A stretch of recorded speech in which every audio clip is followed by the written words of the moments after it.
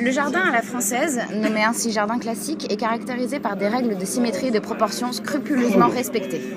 Le jardin à l'anglaise est en opposition au style du jardin à la française par son agencement et ses formes irrégulières. Lui, le jardin à la française, propose des formes géométriques qui prennent le pas sur les éléments naturels. Le jardin à l'anglaise prend le contre-pied du jardin à la française, aussi bien dans son esthétisme que dans son symbolisme.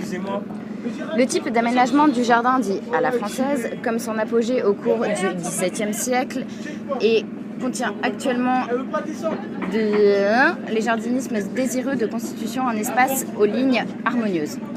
D'autres jardiniers refusent les symétries ou les codes. Cela ne fait pas d'eux de mauvais jardiniers. Lien objectif n'est plus...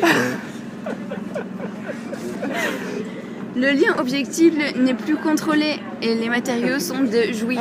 Jouir ? À ce titre, le jardin à l'anglaise est devenu un véritable symbole d'émancipation vis-à-vis de la monarchie et de ses représentants.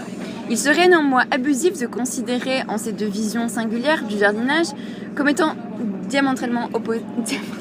Okay. Cette remarque est très juste. Le jardinier à l'anglaise, tout comme le jardinier adepte du jardinage à la française, se rejoignent dans leur passion commune pour les plantes et pour la nature.